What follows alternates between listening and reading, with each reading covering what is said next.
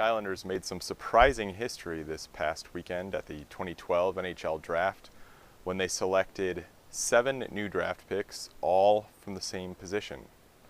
To answer the question, no, this has never happened in New York Islanders history. They've never filled their draft coffers with just one position. And in fact, the closest they've probably come to this in terms of drafting so many defensemen at one time might be back in 1973, which was a pretty good draft when half of their picks, 6 of them, went for defensemen, including the first 2 picks, which produced Denis Potvin and Dave Lewis. Not a bad haul there. They also had 6 defensemen in the 1999 draft when Mike Milbury had collected several picks in a rather weak draft, one that was seen as weak going in and proved to be so afterward.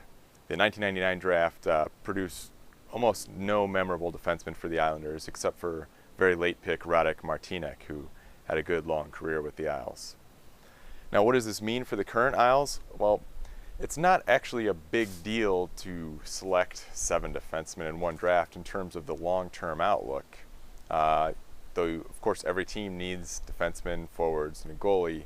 When you're looking at the draft, you have to be looking at it as long-term investments, which means you place your investments where you think will be right for 2 years, 3 years, 5 years down the line.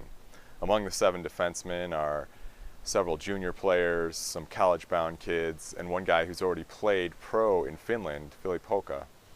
So it's not like they'll all be crashing the NHL, if they ever make the NHL, at the same time. However, it does have an implication for how future drafts proceed. You obviously can't go each year loading up on defensemen or loading up on forwards and vice versa. The Islanders added a couple key defensemen in the 2011 draft with Scott Mayfield, Andre Pedon, and Brendan Kitchen. So combine those with the new crop of 7 and you have a completely new wave of defensive prospects in the pipeline. Add those to Matt Donovan, Aaron Ness, and Calvin DeHaan, who will be fighting for jobs in training camp this season. And the Islanders' organizational depth at the blue line has gotten a complete facelift in the past 2 years. It'll be interesting to see how things play out. Maybe next year we'll have a sexy offensive forward to look at, and who knows when it's time to draft another goalie.